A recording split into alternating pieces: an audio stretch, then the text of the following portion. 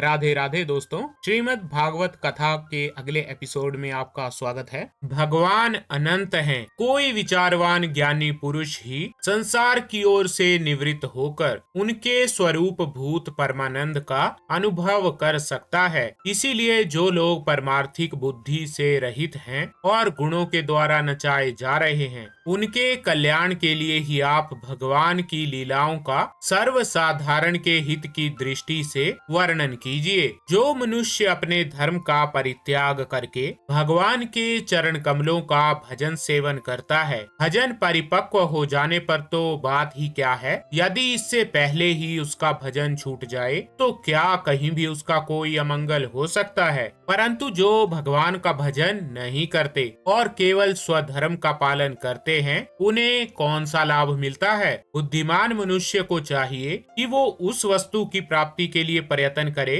जो तिनके से लेकर ब्रह्म पर्यंत समस्त ऊंची नीची योनियों में कर्मों के फल स्वरूप आने जाने पर भी स्वयं प्राप्त नहीं होती। संसार के विषय सुख तो जैसे बिना चेष्टा के दुख मिलते हैं, वैसे ही कर्म के फल स्वरूप अचिंत्य गति समय के फेर से सबको सर्वत्र स्वभाव से ही मिल जाते हैं। व्यास जी, जो भगवान श्री कृष्ण के चरणारविंद का सेवक है, वो भजन ना करने वाले कर्मी मनुष्यों के समान कभी बुरा भाव हो जाने पर भी जन्म मृत्युमय संसार में नहीं आता।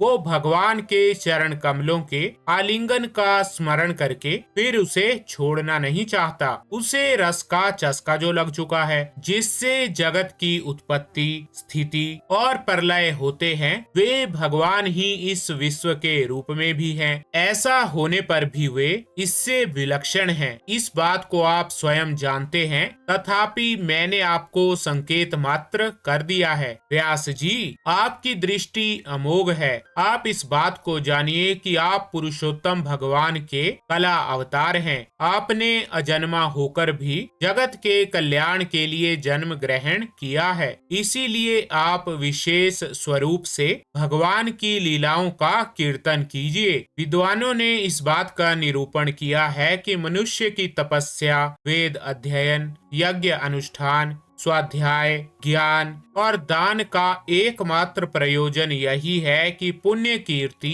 श्री कृष्ण के गुणों और लीलाओं का वर्णन किया जाए। उन्हें पिछले कल्प में मैं अपने पूर्व जीवन में वेदवादी ब्राह्मणों की एक दासी का लड़का था। वे योगी वर्षा ऋतु में एक स्थान पर चातुर्मास कर रहे थे। बचपन में ही मैं उनकी सेवा में नियुक्त कर दिया गया था। मैं यद्यपि बालक था, फिर भी किसी प्रकार की चंचलता नहीं करता था। जितेंद्रिय था, खेल कूद से दूर रहता था और आज्ञा अनुसार उनकी सेवा करता था। मैं बोलता भी बहुत कम था। मेरे इस शील स्वभाव को देखकर समदर्शी मुनियों ने मुझ सेवक पर अत्यंत अनुग्रह किया। उनकी अनुमति प्राप्त करके बर्तनों में लगा हुआ प्रसाद मैं एक बार खा लिया करता था। इससे मेरे सारे पाप धुल गए। इस प्रकार उनकी सेवा करते करते मेरा हृदय शुद्ध हो गया और वे लोग जैसा भजन पूजन करते थे, उसी में मेरी रुचि भी हो गई। प्यारे व्यास जी, उस सत्संग में उन लीला गान परायण महात्माओं के अनुग्रह से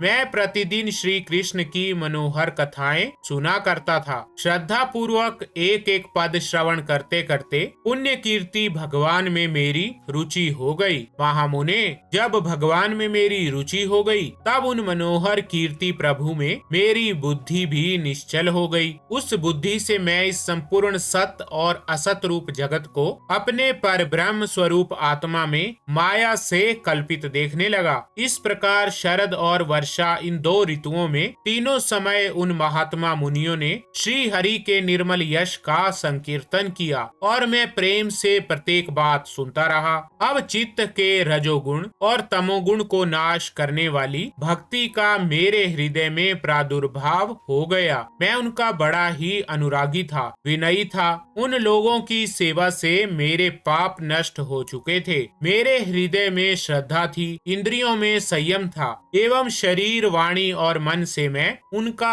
आज्ञाकारी था। उन दीन वत्सल महात्माओं ने जाते समय कृपा करके मुझे उस ज्ञान का उपदेश किया जिसका उपदेश स्वयं भगवान ने अपने श्रीमुख से किया है। उस उपदेश से ही जगत के निर्माता भगवान श्री कृष्ण की माया के प्रभाव को मैं जान सका, जिसके जान लेने पर उनके परम पद की प्राप्ति हो जाती है। सत्य संकल्प व्यास जी, पुरुषोत्तम भगवान के प्रति समस्त कर्मों को समर्पित कर देना ही संसार के तीनों तापों की एकमात्र औषधि है। ये बात मैंने आपको बतला दी। प्राणियों को जिस पदार्थ के सेवन से जो रोग हो जाता है, वही पदार्थ चिकित्सा विधि के अनुसार प्रयोग करने पर क्या उस रोग को दूर नहीं करता? इसी प्रकार यद्यपि सभी कर्म मनुष्यों को जन्म मृत्यु रूप संसार के चक्र में डालने वाले हैं, तथापि जब वे भगवान को समर्पित कर दिए जाते हैं तब उनका कर्मपना